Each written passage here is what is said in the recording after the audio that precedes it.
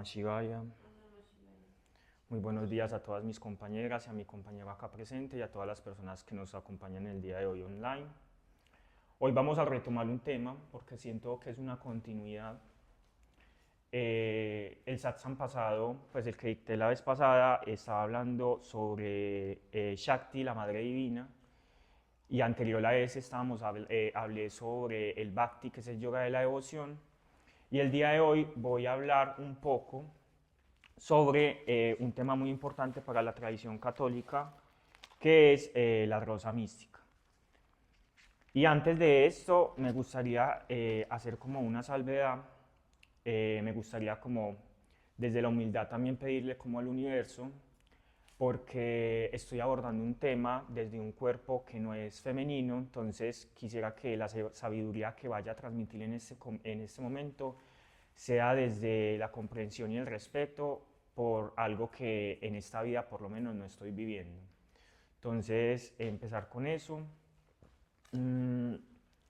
Digamos que dentro de la tradición católica que lleva más o menos 2000 años, ellos también han tenido un proceso filosófico y místico que se ha combinado también con la filosofía occidental muy complejo. Entonces, digamos que en este satsang voy a tratar de abordarlo de un tema lo más precisa posible, pero también me gustaría intentar como relacionar el simbolismo espiritual que hay dentro de esta festividad propiamente con también pues como las tradiciones espirituales que nosotros tenemos acá desde el yoga. Entonces, digamos que la rosa mística o el concepto de la rosa mística nace en un contexto muy específico y nace a partir después de la Segunda Guerra Mundial. Entonces, Italia estaba pasando por un proceso muy doloroso, pues ellos habían sido parte de las potencias del eje junto con Alemania y Japón, habían acabado de perder la guerra, sus ciudades estaban destruidas, la moral estaba bastante baja. Digamos que la institución católica de Italia colaboró con el fascismo y como que la fe estaba muy rota, por así decirlo, en ese momento. Y digamos que es muy curioso porque cuando se hacen las apariciones de la Madre Divina, ya sea pues como de la tradición católica o de otras tradiciones, normalmente es porque el mundo está atravesando también por muchos dolores. Porque digamos que la figura de la madre también viene como a acompañarnos en esos procesos donde la humanidad está como más perdida. Entonces, sucedió en este contexto.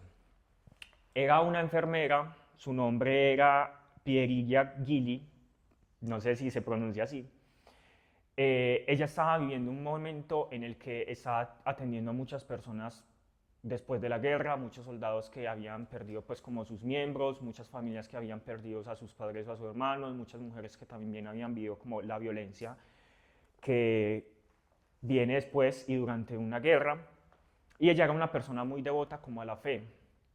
Y en uno, pues digamos que estaba en uno de, pues como en uno de sus procesos como enfermera y tuvo una visión o tuvo un trance con la Virgen María. Ella la sostuvo por varios momentos de su vida.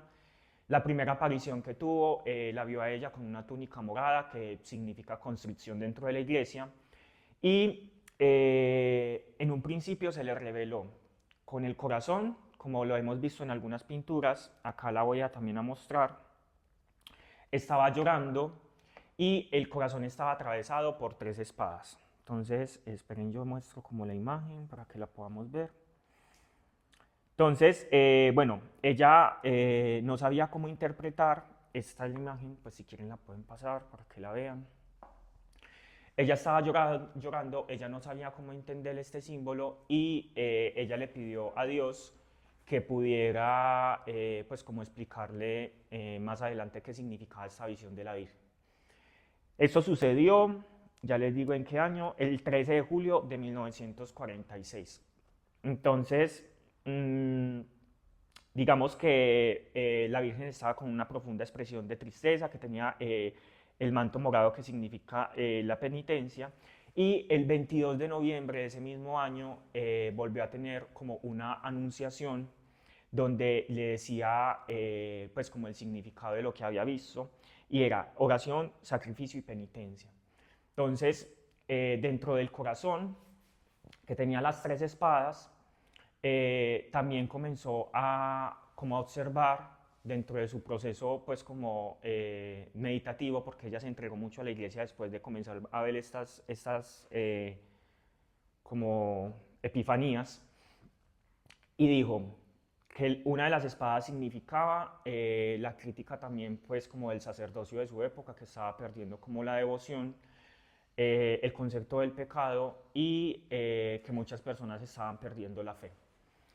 Entonces, ella comenzó a hacer como un proceso también de peregrinaje muy importante, y más adelante, el 8 de diciembre, se le volvió a presentar otra visión, y esta vez estaba la Virgen María vestida con un manto blanco que significa como pureza o devoción, y en este lugar ya no tenía las tres espadas, sino que tenía el corazón y tenía tres rosas. Una rosa roja, una rosa blanca y una rosa dorada, que significaban como la fe, la pureza y la consagración a Dios. Entonces, digamos que a partir de eso, la iglesia comenzó a estudiar, porque la iglesia, cuando comienzan a ver este tipo de apariciones, empiezan a hacer como un proceso de registro de qué es lo que está, pues como contrastándolo con otras festividades o con otras apariciones dentro de la iglesia. Y la iglesia comenzó a conmemorar el 13 de julio como el día de la Rosa Mística, y es un ciclo de tres partes que termina con la anunciación, que como el 8 de diciembre, que es el proceso en el que la Virgen asciende también. Entonces, listo. Ahí quiero hablar como de ciertos simbolismos también que nosotros tenemos con nuestra tradición, porque digamos que cuando aparece la rosa con las tres espadas, digamos que dentro de nuestra tradición nosotros tenemos un chakra muy importante que se encuentra en este mismo espacio. Este chakra es Anahata, que es el chakra del corazón, es el chakra del amor devocional, pero más importante aún es el chakra de la integración, pues es donde se integran todos los demás chakras. Entonces, simbólicamente, cuando aparece pues como la Virgen María, como la Madre Divina, con tres espadas cruzándole su corazón, digamos que en el contexto en el que ellos lo entendieron en ese momento era pues por lo que estaban pasando después de la Segunda Guerra Mundial, que la iglesia se apartó un poco de sus enseñanzas y apoyó un régimen fascista, y digamos que cuando se manifestó la Virgen en esas instancias era precisamente para retomar el rumbo nuevamente de su iglesia. Y como nosotros lo podemos entender en esta forma, lo podemos entender desde varios aspectos. Yo lo entendería también como que el corazón muchas veces está atravesado por la mente. Y nosotros hablamos de eso, de las tres gunas, o los tres estados también mentales, pues como que son tamas, rayas y sattva, entendiendo de que la mente está en esos estados, que son un estado pues como de más inercia, un estado de más como turbaciones, y un estado que está como es más puro, pero sigue siendo parte de lo que es el mismo Maya, o pues como la misma ilusión, y que muchas veces no permite que nosotros dentro de nuestro corazón, que es como el aspecto más devocional en que nos entregamos más a las divinidades o a la divinidad o pues como a la tradición espiritual que tenemos en ese momento, pues como que nos permita entrar en un proceso de florecimiento también. Y también hablamos pues como de lo que sería mala, que es el egoísmo, Vishepa, que es como mala, Vishepa, y Avarana, que es como también como la ignorancia espiritual. Vishepa, ¿me pueden recordar qué es? Mala es el egoísmo, Vishepa es las fluctuaciones de la mente, y Avarana, que es como esa ignorancia espiritual, que es ese velo más superficial, que es ese ego espiritual que a veces no nos permite conectar también desde la profundidad de nuestro corazón, y muchas veces los dogmas se nos quedan es más como en lo mental. Y eso me recuerda mucho como el satsang que vimos en la vez pasada, que hablábamos justamente de eso, que hablábamos también sobre el bhakti, y decía que había dos bhaktas, uno que comienza a ver a Dios en todo, O sea, ve a Dios en la Virgen María, pero también ve a Dios en el Señor Gato, en el Señor Compañero, pues como en el ladrón, en el millonario, en todo ve a Dios. Y está ese Bhakta que se queda más como en el proceso como más ritualístico, por así decirlo. O sea, como que la forma de ver a Dios es el ritual, pero no lo ve desde la devoción del corazón. Entonces yo también entendería eso como el corazón de la Virgen, atravesado por esos tres estados de la mente también que a veces perturban este chakra que se encuentra acá. Porque es que si nos vamos a lo más, pues como a lo más puro, ¿qué serían los tres chakras inferiores si no está el corazón? Pues sería un cuerpo inerte, pues como sí, un cuerpo físico que no tiene ese amor devocional. Y los tres chakras superiores, eso sería comunicación dura, eso sería pura intelectualidad y sin corazón ni siquiera podríamos conectar con la divinidad porque no tenemos ese chakra integrador. Entonces la importancia también. Y yo creo que el hecho de que a la Virgen María siempre la representen con ese corazón, incluso aunque esté atravesado, bueno, vamos a hablar sobre otro tema muy importante, y es porque digamos que la Madre Divina, y muchas veces lo que también ha representado en la mujer como el madre, y, no, y bueno, aquí quiero hacer una salvedad, no quiero hacer entender que ser madre sea un sacrificio eterno y que la mujer solamente es madre, la mujer es muchas cosas, pero digamos que simbólicamente el ser madre ha representado que incluso en los momentos más difíciles ese amor sigue siendo como incondicional. Y el claro ejemplo es María, pues como que ella nunca dejó su Swadharma, que era entender que ella iba a ser la madre de uno de los salvadores de la humanidad, aún sabiendo que lo iban a crucificar. Entonces su corazón se mantuvo intacto y se mantuvo floreciente aun cuando lo estaban atravesando con espadas.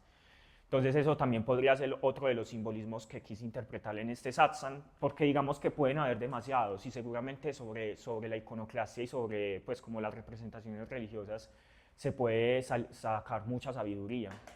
Entonces, bueno, esos eran uno de los que quería traer. También nos hablan como del camino de la María Magdalena, porque dicen que los conceptos de las Marías, pues como María Madre de Dios y María Magdalena, compañera y discípula de Jesús, están cargados de extremo dolor y extremo sufrimiento. Y aquí me pareció algo súper interesante porque estaba leyendo y estaba consultando también sobre lo de la rosa mística y dice que cuando se les representa a las virgen llorar es porque se están vaciando, pero vaciando en el sentido de quitarse todo lo que tengan en su interior para que pueda entrar nuevamente esa luz pues como, o ese conocimiento sagrado divino. Me pareció muy interesante porque estaba pensando, y esto es algo pues como también sobre mi reflexión, y es que en muchas tradiciones, muchas veces a las mujeres cuando están en su proceso menstruante o en su proceso de la menstruación se les aparta. Y pues como saliéndome de si esto es bueno o malo, porque no va a entrar en eso, yo creo que es un estado también muy importante de la mujer porque se están vaciando, o sea, como están en ese proceso de limpieza, y es en ese proceso de limpieza que no es de impureza, donde más adelante pueden entrar y no necesariamente para gestar, o bueno, no necesariamente para gestar un bebé, sino para gestar todo lo que la mujer necesite gestar en ese momento, desde sus emociones, de su saber, su ancestralidad y lo demás, ¿cierto? Entonces, ellas hablaban también de que cómo podemos a través del dolor, porque es doloroso, pues como esta representación que tenía la Virgen María, ayudar a la humanidad. Y antes de entrar a eso, quería pues también relacionarnos, porque ella nos decía, estas tres espadas significan que los devotos o los bhaktas, que en este caso son los sacerdotes, están renunciando como a sus votos y se están entregando al pecado. Y también lo veíamos en un satsang, es que estamos en el Kali Yuga, pues como estamos en la época en la que vamos a entrar en un proceso donde se está perdiendo esos procesos espirituales, donde a la naturaleza la estamos depredando y más importante aún, donde se está acabando el Swadharma. Y el Swadharma es como el Dharma, pues como poner el amor a la vocación para ayudar a la humanidad. Entonces, creo que también está muy relacionado con esto. Y en este libro que se llama el Srimad Bhagavatam, que también es uno de los libros sagrados de la India, eh, hablan de algo muy importante están contándole un cuento a un rey, que no me acuerdo el nombre en este momento, pero en uno de estos cuentos hay una vaca y hay un toro que solo tiene una pata. Y ambos están siendo maltratados. Entonces llega como uno de los herederos pues como del reino y ve que lo está maltratando un hombre y él lo ahuyenta y él empieza a hablar, él empieza a entablar un diálogo con la vaca y con el toro.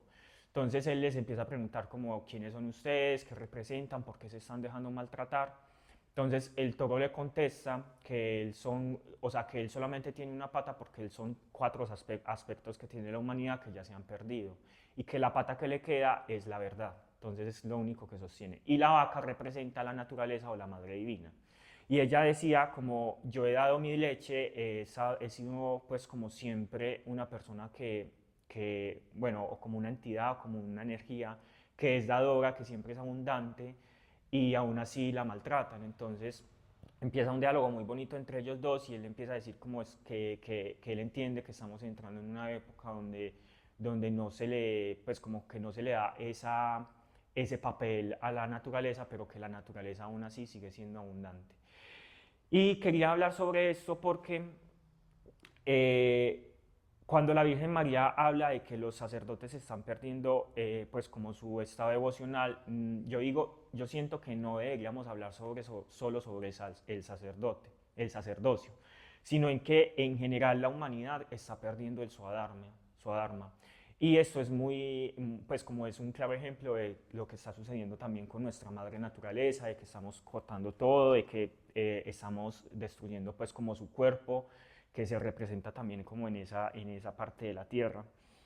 Eh, entonces, también me pareció muy interesante el simbolismo que hay sobre la rosa, porque digamos que si nosotros lo relacionamos también pues como con nuestra tradición, no es sobre la rosa, pero sí es sobre el loto, la flor de loto, que representa como esa luz, como esa pureza, que también está representada en Sarasvati y en Lashmi, que también representa como esa abundancia, como independientemente de si el corazón está siendo atravesado, siempre está esa rosa mística que acompaña también la pureza del corazón. Y estaba leyendo también como un proceso mítico en el que dicen que el dios Vishnu está acostado y de su ombligo sale un loto y de ahí sale Brahma, que es la creación. Y esto se empieza a representar también como en muchos otros mitos. Por ejemplo, en el mito de la creación del mundo egipcio existía algo que se llamaban Num, las aguas primordiales. Y de las aguas primordiales nace Ra, el sol. Y Rap tiene pues como digamos que él tiene como algo cósmico con estas aguas y de las aguas sale del pantano la flor de loto y la flor de loto siempre está en ciénagas y es como una especie de bejuco. Y cuando sale el sol, cuando el sol está en la parte más arriba del cielo, de la bóveda celeste, el bejuco sube y la flor se abre. Entonces, para el mundo egipcio y para el mundo hindú, el loto también representa el sol y el sol muchas veces representa el conocimiento divino. Y más aún porque el loto cuando surge de aguas pestilentes. Entonces recordar que el conocimiento siempre se encuentra como guardado o escondido, incluso en las aguas más turbias o en las aguas más sucias. Y lo mismo pasa con la rosa. Digamos que la rosa no se fertiliza sobre pantano, pero lo que está alrededor de la rosa siempre es un cardo de espinas. Entonces, yo creo que la enseñanza también sobre eso es reconocer que la belleza que hay en nuestro corazón y la belleza que hay en nuestro interior siempre tiene que pasar por un trabajo difícil.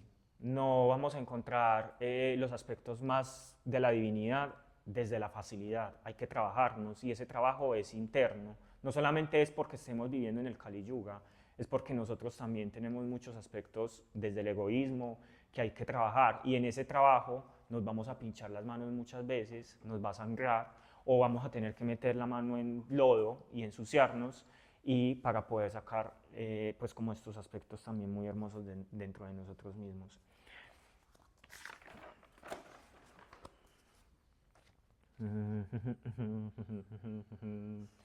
Bueno, En un satsang que yo estaba consultando también sobre la rosa mística, ella comienza a hablar y lo empieza también como a relacionar con la pérdida del Swadharma.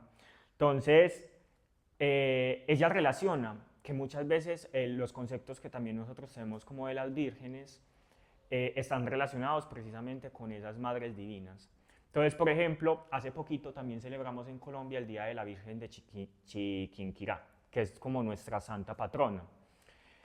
Y yo sé que pueden existir miles de vírgenes, pero si uno hace como una consulta un poco más hacia atrás, se puede dar cuenta de que está muy relacionada también con nuestros pueblos originarios.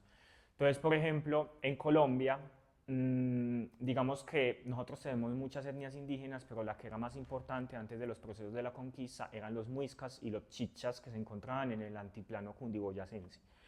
Y ellos tenían un mito de una diosa madre creadora que era Bachué. Entonces, cuando los españoles llegaron, lo que hicieron fue como hacer un proceso que se llama en historia como sincretismo religioso y pues como dijeron, Bachué es la Virgen de Chiquinquirá. Entonces ahí tenemos a nuestra santa patrona, a nuestras hermanas que son de Argentina, que ustedes también tienen pueblos originarios. Sería interesante si conocen o si van a consultar más adelante cuál es la patrona, pues como la Virgen patrona de su nación y si está relacionada con algún pueblo originario y por qué está relacionada con él. No sé si Romy quiere hablar. Ah, bueno. Listo, entonces ella también nos hablaba de que muchas veces cuando aparecen estas apariciones,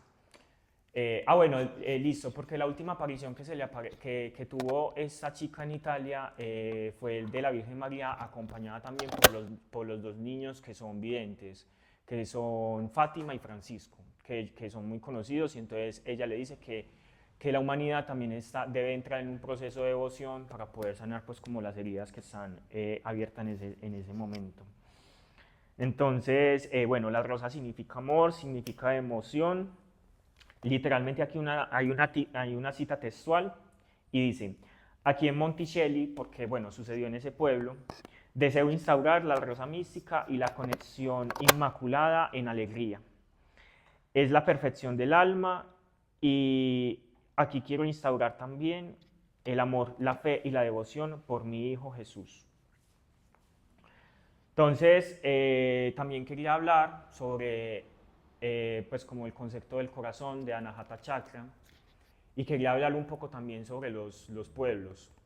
Entonces, Nirmala nos ha enseñado que si nosotros pudiésemos hacer una metáfora del mundo, como si el mundo fuese un cuerpo, también los chakras están divididos también por los continentes. Y ella dice que el continente americano, por estar en un extremo en el polo norte con Alaska y en el extremo sur con la Patagonia, pues digamos que es el continente que más alineación tiene. Entonces ella dice que el corazón se encuentra en esta parte del trópico, sería Colombia, Ecuador, parte de Perú y parte de lo que es el Brasil. Y yo creo que tiene mucha razón, porque si nosotros comprendemos lo que es Anahata, Anahata es el chakra integrador. Y el chakra integrador es el chakra donde llega el dolor y se transforma en amor. Y si nosotros vemos los procesos que hemos tenido que vivir durante los últimos 500 años, digamos que en esta parte del mundo, y yo incluiría también algunas islas de las Antillas, es donde toda la civilización occidental secuestró al pueblo africano y lo llevó en sus procesos de esclavitud. No por algo Cartagena de Indias y lo que fue Minas Gerais en Brasil y lo que fue Cuba fueron los epicentros de la esclavitud y donde se comerciaban todos los pueblos, pues como las personas que estaban siendo traficadas en la época colonial. Y eso generó un profundo dolor y pues como una profunda herida a los pueblos.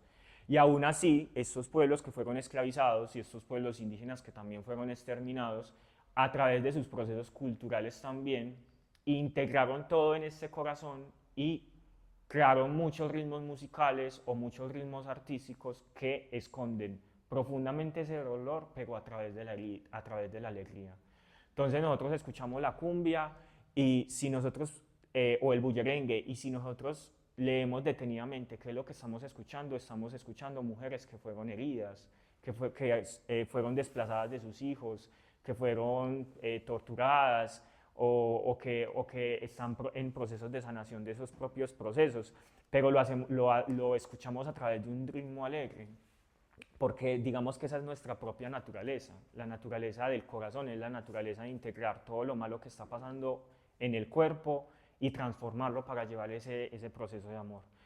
Y yo creo que estas apariciones también hablan justamente de eso, como de que incluso dentro de los corazones que están profundamente lastimados por las espadas también pueden florecer rosas, rosas que pueden tener espinas o lotos que pueden tener pantanos, pero aún así florecen. Y bueno, esto es como mm, La de Argentina es Nuestra Señora de Luján. de Luján, Sí, está en Buenos Aires. súper chévere. Y sabes más o menos como su La historia. trajeron de Brasil, dicen. Ah, es una virgen que vino del Brasil. En 1600. Súper vieja. Todos los años, yo no sabía que era esa como la que representaba a Argentina, pero sí todos los años hay un peregrinaje del centro de Capital Federal caminando hasta Luján. Y es lejos. Son como 80 kilómetros. Wow, súper. Sí. Es que uno a veces como que la iconoclasia religiosa la ve muy por allá. Yo, por ejemplo, con el catolicismo no tengo tanta cercanía, pero ahora que uno va como comprendiendo de que todo está conectado, de que nada está separado, pues lo empieza a ver de una forma diferente. Y bueno, ella también contaba, bueno, les estaba también hablando de las apariciones porque dicen que cuando se aparece la Virgen brota el agua, ¿cierto? O sea, como que cuando hay una aparición de la Virgen sale un manantial y empieza a brotar el agua pura. Y más allá de si esto está como en el plano de lo físico, de lo material, digamos que es muy simbólico, porque el agua representa precisamente esa fluidez y esa pureza. Y es uno de los elementos que también están en el corazón, porque pues el corazón bombea a partir de todos los líquidos de nuestro cuerpo, y es a través de los líquidos de los cuerpos donde se van también nuestras emociones y nuestros sentimientos. Y cuando Cristina habla sobre que en Anahata está el corazón y que en Colombia está el corazón sobre también los ciclos del agua, pues parce también tiene toda la razón. Yo no diría que en Colombia, yo diría que en esta parte pues como del mundo y que no se queda o no se delimita solamente a América, también se va pues como para la India, para Indonesia, pues para estos países que tienen como estas selvas tropicales. Y si yo hiciera la conexión pues como del mundo, la selva tropical es el corazón. Y obviamente si nosotros vemos a nuestras madres santas, que en el catolicismo es María, y que en otras tradiciones son otros aspectos pues como de la feminidad femenina, es en la naturaleza donde se ejemplifica más. Y si podemos decir dónde está el corazón atravesado por espadas, pues están estas selvas que hoy en día están siendo depredadas. Entonces, bueno, esto es como la enseñanza que quería traer. Si alguien tiene como alguna aportación sobre, pues, o sabe algo sobre la rosa mística o quieren abordar otro tema en cómo puedan relacionar también estos saberes tradicionales pues, como de la fe católica con también los procesos que nosotros estamos viendo desde el yoga, son bienvenidos. Si no, podemos también como cerrar el espacio. Listo, no, entonces vamos a cerrar el espacio. Vamos a prepararnos, vamos a acomodar nuestra postura, vamos a realizar el mantra final. Inhalamos profundamente.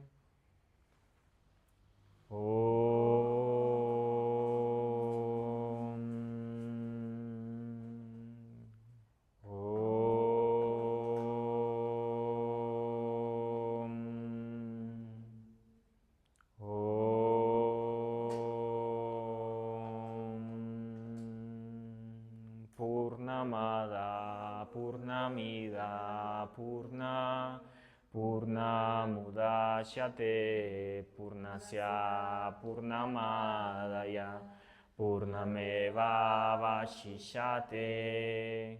Om Shanti Shanti Shanti. Om paz. Los anuncios de esta semana.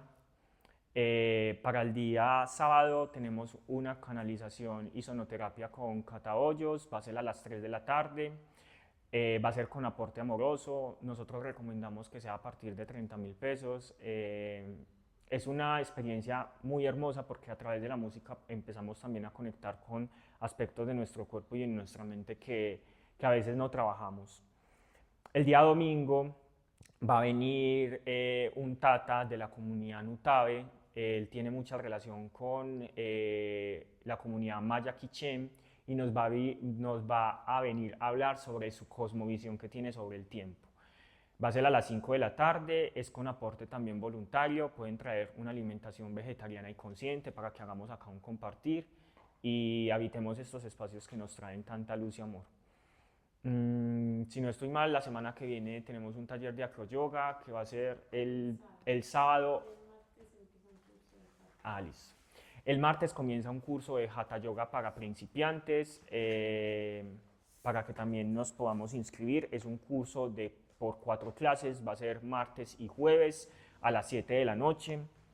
Súper recomendado para que puedan comenzar a introyectar mucho más los saberes del yoga, porque bueno, lo hacemos con una modalidad híbrida, tanto pues como práctico como con algunas teorías también. El taller de acroyoga lo vamos a realizar el 25 de julio a las 4 p.m. Si tienes pareja, si tienes amigos, si tienes tu madre, tu padre, tus hijos, tus hermanos y quieren venir a realizar esta práctica que pues como normalmente el yoga se hace como individualmente en el tapete, pero esta práctica nos permite también tener una conexión con el otro. Entonces súper bienvenidos para que vengan a este taller y se inscriban. Y el 4 de septiembre inicia el profesorado de yoga, ayurveda y ecología védica. Es por 21 días. Es una experiencia de conexión con una comunidad, más o menos como de 30 personas que están en servicio desinteresado. También hay una alimentación vegana y consciente, hay huerta, van a conocer todos los principios del yoga. Hay otras actividades por fuera, pues como esto que también realizamos, van a conocer la selva de San Rafael, tienen la oportunidad de conocer el río, es una experiencia maravillosa. Entonces, súper bienvenidos, que tengan un feliz día. Ombolo Sadhguru Swami Shivananda Maharaj Ki, Ombolo Sri Guru Vishnu Evananda Maharaj Ki, Ombolo